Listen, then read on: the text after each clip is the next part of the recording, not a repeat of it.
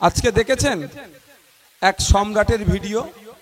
সম্রাট তো পিজন ভ্যানে কেমন কান্দা কাটা করছে, দেখেছেন? ভুলে যায়নি 2021 সালের কথা। ইন্ডিয়ান সেকুলার ফান্ডের পক্ষ থেকে এখানে প্রার্থী দেওয়া হয়েছিল সন্দেশখালীতে। 14,000 প্রায় 15,000 ভোট পেয়েছিলাম, 7% ভোট পেয়েছিলাম এত হিংসার পরেও। যদি ওই সমস্ত সমাজ বিরোধীরা যদি অন্যায় না করতো, মানুষকে ভয় না দেখাতো, মানুষের ভোটাধিকার না কেড়ে নিত, আমার ভরসা ছিল সন্দেশখালী থেকে আমরা হেভি অফ পার্সেন্টেজ ভোট নিয়ে এখানকার জনপ্রতিনিধিকে দেশে রাজ্যের আইনসভায় পাঠাতে পারতাম। কিন্তু আমরা কি দেখেছি? ভোট পেয়েছিলাম 14,387টা। এই 2021 সালে আমরা ভোট পেয়েছিলাম। আপনাদের মধ্যে অনেকে ভোট তো দিতেই পারেননি। যদি দিতে পারতেন তাহলে ভোটের পরিমাণটা কোথায় গিয়ে পৌঁছাতো? সে ভাঙড়ের লোক শান্তিপূর্ণভাবে ভোট দিতে পেরেছিল বলে লক্ষাধিক ভোট পেয়েছিলাম, 1 লক্ষের উপরে পৌঁছে গিয়েছিল। সন্দেশখালীর মা বাপ ভাইয়েরাও যদি ভোট দিতে পারতো ঠিকভাবে, তাহলে 14,387তে ভোটটা দাঁড়িয়ে থাকতো না, ওই ভোটটাও লক্ষাধিক পার করে দিত। যেটা আগামী লোকসভাতে মানুষ শান্তিপূর্ণভাবে ভোট দেবে। জুন মাসের 1 তারিখে আপনাদের কাছে অনুরোধ করছি, আর কোনো ভয়ের পাওয়ার দরকার নাই।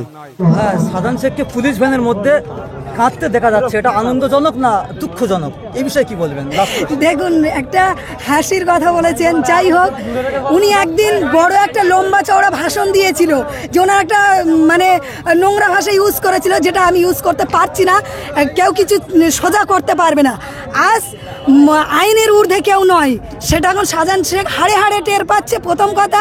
আর দ্বিতীয় কথা হলো, একটা পাথর যখন জলে ফেলে দেওয়া হয় সে কিন্তু নিজের ওজনেই ডুবে। তাই আমাদের ঐক্যবদ্ধ প্রচেষ্টার লড়াইয়ে শাসক বাধ্য হয়েছে একে একে একে একে তার ছোট বড় মেজর সেজো নেতাদেরকে এখানে ধরে অ্যারেস্ট করেছে। সর্বোপরি কোর্টের যখন চাপ খেয়েছে, তারপরে বড় রাঘব বোয়ালকে জেলের মধ্যে নিয়ে গিয়েছে। কিন্তু একটা বিষয় সত্যি আমাকে দুঃখ লেগেছে, ওই কথাতে আমি ব্যথিত হয়েছি খুব। সেই বিজেপি তার ভোট ব্যাংকে বাড়ানোর জন্য যেভাবে মানুষের মধ্যে বিভাজন করার চেষ্টা করেছে, যেভাবে মানুষে লাগিয়ে দেওয়ার চেষ্টা করেছে, এটাকে ধিক্কার নিন্দা জানাচ্ছি। যখন বলেছে যে দেখে দেখে নাকি আমার মা দলিত বোনকে, আমার আদিবাসী বোনকে নাকি মুসলিম সমাজের পক্ষ থেকে নাকি অত্যাচার হয়েছে, এটা যখন বলেছে খুবই ব্যথিত হয়েছি। আমরা কিন্তু শাহজাহান শেখকে, আমরা কিন্তু তার সাঙ্গপাঙ্গকে, আমরা উত্তম হাজরাকে, আমরা শিবুকে কিন্তু তার ধর্মীয় বিচার দেখে তার বিরোধিতা আমরা করি না। তার অন্যায়টাকে দেখে যে অত্যাচার করেছে তার আমরা বিরোধিতা করি।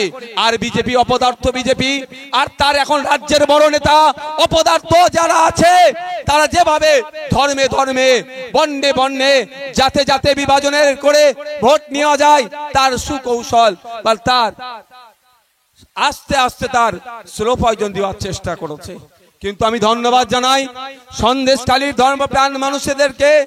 দলিত হতে পারে, আদিবাসী হতে পারে, মুসলিম হতে পারে, ভিন্ন জাতের হতে পারে, কিন্তু তারা ওই বিজেপির টনিককে তারা গ্রহণ করেনি, বরঞ্চ তারা দেখিয়ে দিয়েছে কাঁধে কাঁধ মিলিয়ে এই শাহজাহান, এই শিবু, এই উত্তম সহ যারা সমাজ বিরোধী আছে তাদের বিরুদ্ধে লড়াই করেছে।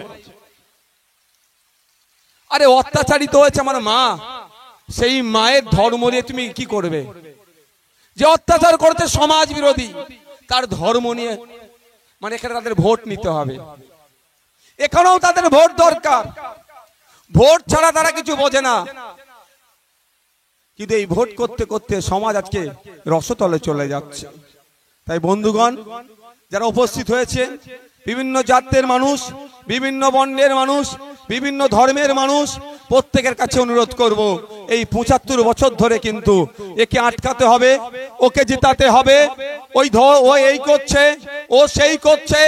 ইতিপূর্বে সন্দেশখালীর মানুষেরা, এই বসিরহাটের মানুষেরা 17 বার পার্লামেন্টে তাদের জনপ্রতিনিধিকে পাঠিয়েছে। জনপ্রতিনিধিকে পাঠানোর মানে কি? এই সন্দেশখালী, এই বসিরহাট লোকসভার মধ্যে মানুষের যে অভাব অভিযোগ চা পাওয়ার কথা ওখানে বলবে এবং ওখানে যারা ক্ষমতায় থাকবে সেটা সমাধান করবে। কিন্তু উল্টে কি দেখলাম? বিগত দিনে কাদেরকে পাঠিয়েছি, তারা আমাদের হয়ে কটা কথা বলেছে সেটা খুঁজে পাওয়া যাবে না। যদি আমাদের হয়ে কথা বলতো, যদি সত্যিকারের কথা সুন্দরবনবাসীর কথা ভাবতো, হিঙ্গলগঞ্জ থেকে শুরু করে এই সন্দেশখালী থেকে শুরু করে বিভিন্ন যে উপকূলীয় এলাকাটা আছে, প্রায় ফ্রি বছরে আমরা কি দেখি, প্রতি বছরেই যে ওখানে প্রাকৃতিক দুর্যোগ হয়, সেখানে দুর্যোগের ফলে যে বাঁধ থাকে সেটা ভেঙে যায়, ফলে নদীর নোনা পানি চাষযোগ্য জমিতে ঢুকে গিয়ে ফসল নষ্ট হয়। অনেক ঘেরি আছে, মাছ চাষ হয়, মিষ্টি জলের মাছ চাষের ক্ষেত্রেও নোনা পানি যখন ঢুকে যায় ওই মাছ চাষগুলো নষ্ট হয়ে যায়। এর স্থায়ী সমাধানের জন্য কি রাজ্যের আইনসভার মধ্যে, কি দেশের আইনসভার মধ্যে বলিষ্ঠ কণ্ঠে এখানকার জনপ্রতিনিধিগুলোকে বলতে দেখলাম না। আমি আপনাদের কাছে বলবো, আপনাদের স্বার্থে আপনারা যদি মনে করেন ইন্ডিয়ান সেকুলার ফ্রন্টকে জুন মাসের 1 তারিখে কামচিহ্নে ভোট দিয়ে পার্লামেন্টে পাঠানো যায়, তাহলে পার্লামেন্টে গিয়ে সর্বপ্রথম যে দাবিগুলো করবে তার মধ্যে অন্যতম একটা দাবি হচ্ছে এই উপকূলীয় এলাকাতে যে বাঁধগুলো আছে থুতু দিয়ে আটা ছানা যাবে না, বালির বস্তাতে বাঁধ নির্মাণ করা যাবে না, কংক্রিটের বাঁধ নির্মাণ করতে হবে। এই আওয়াজ পার্লামেন্টের মধ্যে উঠবে।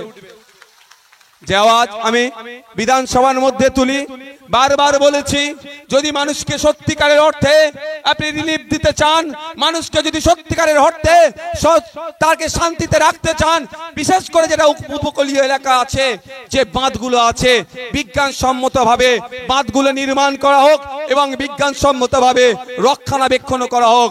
যদি রক্ষণাবেক্ষণ করা হয় এবং যদি বিজ্ঞানসম্মতভাবে বাঁধগুলো নির্মাণ করা হয়, তাহলে কিন্তু ওই বাঁধ আর ভেঙে বাড়ির দিকে, গ্রামের দিকে নোনা পানি ঢুকে যাবে না, গ্রামের মানুষ ক্ষতি হবে না। কিন্তু বন্ধুগণ, এরা করে না কেন আপনারা কি এবারে মাথায় ভেবেছেন? এরা তো বলে সমাজের জন্য করব, কেন করে না ভেবেছেন? মাথায় আসে কি কেন করে না বলুন তো? বাঁধ ভেঙে গেলেই তো এদের পোয়া ভারী হয়ে যায়। কেন? বাঁধ ভেঙে যাবে, সরকার ঘোষণা করবে রিলিফ দেব, হাজার হাজার কোটি টাকা আসবে আপনাদের জন্য, আপনাদের রিলিফের জন্য। আপনার জমি নষ্ট হয়েছে, আপনার পুকুরের মাছ নষ্ট হয়েছে, আপনার বাড়ি ঘরদোর ভেঙেছে, আপনার ক্ষতিপূরণের জন্য, রিলিফের জন্য যে টাকাটা আসবে, তৃণমূলের দাদারা দিদিরা, এই শাহজাহান শিবু উত্তমেরা সেটাকে লুটে নেয়। আর যদি কংক্রিটের বাঁধ নির্মাণ করে দেওয়া হয়, তাহলে আর অন্তত 100 বছর এই উপকূলীয় এলাকার মানুষকে ওই ঝড় আসবে, ওই বুলবুল আসবে, ওই আফফান আসবে, ইয়াস আসবে, আরো কত কি আছে, আইলা যেভাবে ক্ষতি হয়েছে সেই অর্থে আর ক্ষতি হবে না। আমরা মানুষের কথা ভাবি।